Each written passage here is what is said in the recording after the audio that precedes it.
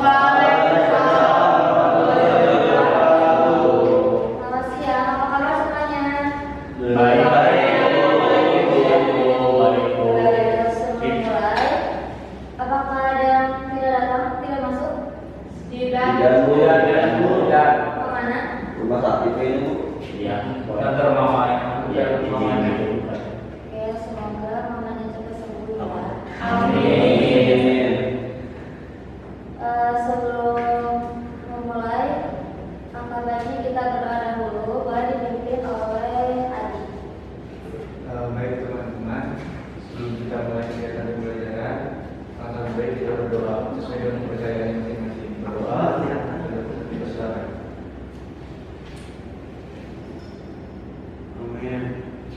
Doa dicoba. Oke. Untuk pertemuan kali ini, Ibu akan menjelaskan dasar-dasar desain komunikasi visual. Sebelum masuk ke dalam materi, kita akan mengetahui terlebih dahulu apa itu desain komunikasi visual. Desain komunikasi visual adalah disiplin ilmu yang fokus pada penggunaan elemen visual seperti gambar, teks, dan grafik untuk menyampaikan pesan. Tujuan utama dari dilatih adalah untuk membuat informasi lebih menarik, mudah dipahami, dan efektif dalam menyampaikan pesan. Di dalam desain komunikasi visual ada 7 pembahasan. Pembahasan yang pertama ada fungsi utama DKV. Yang pertama ada sebagai sarana untuk identifikasi, yang kedua sebagai sarana untuk instruksi dan informasi, dan yang ketiga sebagai sarana promosi dan presentasi. Dan sarana untuk identifikasi ada contohnya, yaitu Ibu mengambil logo Jeko dan logo Nike. Untuk instruksi dan informasi, untuk contohnya ada di logo tanda dilarang masuk dan ada petunjuk arah. Dan yang terakhir sarana promosi dan presentasi, contohnya bisa iklan YouTube dan billboard.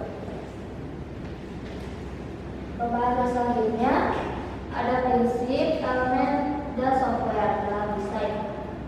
Yang pertama ada prinsip desain, yang kedua elemen dasar, dan yang ketiga software yang digunakan. Di dalam prinsip desain ada keseimbangan, kesatuan, kontras, proporsi, ritme, dan penekanan. Di dalam elemen dasar ada garis, bentuk, ruang, warna, tekstur, dan tipografi. Dan yang terakhir, software yang dapat digunakan dalam desain ada Photoshop, Illustrator, InDesign, Adobe Premiere Pro, After Effects, Figma, atau Sketch. Selanjutnya ada psikologi warna dan tipografi dalam DKV. Psikologi warna memiliki pengaruh besar terhadap emosi dan persepsi seseorang. Berikut ada beberapa contoh efek warna, yaitu merah, biru, hijau, kuning, dan hitam. Dan tipografi adalah seni dalam memilih dan mengatur huruf agar pesan dapat disampaikan dengan jelas dan estetis. Faktor penting dalam tipografi meliputi pemilihan font, ukuran huruf, gas spasi atau shading, kerning, dan tracking. Selanjutnya ada branding dan identitas visual. Terdapat 3, ada logo desain, brand guidelines, dan desain promosi. Logo adalah simbol atau identitas visual yang memiliki merek atau perusahaan. Yang mewakili merek atau perusahaan. Logo yang baik harus sederhana, mudah dikenali, dan fleksibel untuk berbagai media. Yang kedua ada brand guidelines, yaitu panduan penggunaan logo, warna, tipografi, dan elemen visual lainnya agar branding konsisten di berbagai platform. Yang terakhir ada desain promosi, yaitu pembuatan materi pemasaran seperti poster, brosur, spanduk, dan desain untuk media sosial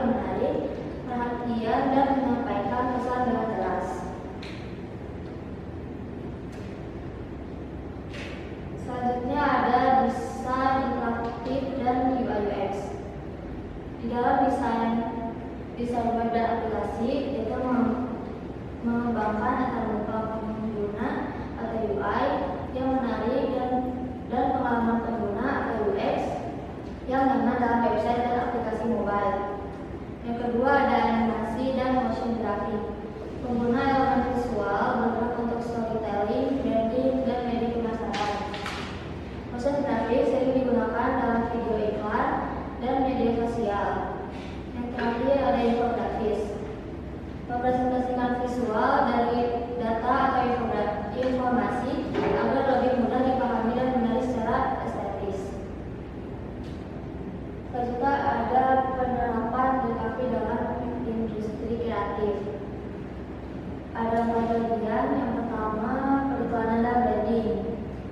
Periklanan dan branding ini membantu perusahaan menciptakan identitas visual melalui logo, packaging, dan kampanye pemasaran. Yang kedua ada multimedia dan animasi.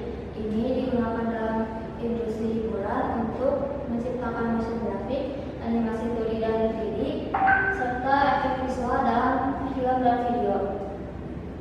Yang keempat ada UI UX design. UI UX design ini mengembangkan tampilan dan pengalaman pengguna dalam aplikasi atau website agar lebih menarik dan mudah digunakan. Yang terakhir ada fotografi dan videografi. Menyusun konsep visual untuk fotografi produk, iklan atau pemasaran di media sosial agar lebih menarik dan profesional. Mungkin itu yang dapat Ibu sampaikan. Ada yang bisa menyimpulkan dari dasar-dasar DKV? Ada lagi. Enggak bisa. Apa mau ditunjuk? Kurniawan?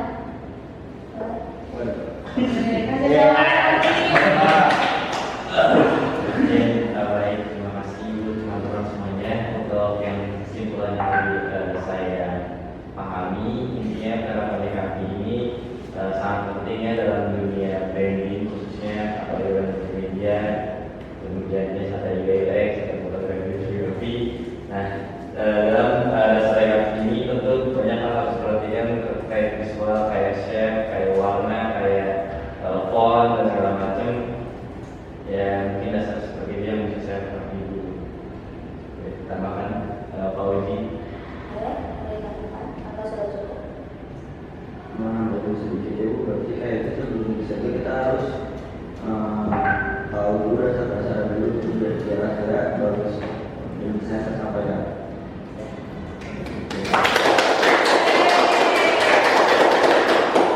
Oke, Ibu akan menyimpulkan desain komunikasi visual membantu menyampaikan pesan dengan cara yang lebih menarik dan efektif. Dengan memahami prinsip desain, elemen visual, warna, dan tipografi, kita bisa menciptakan karya yang tidak hanya indah tapi juga fungsional. Dan mungkin segitu saja mata pelajaran hari ini. Sampai jumpa di minggu depan. Assalamualaikum warahmatullahi wabarakatuh.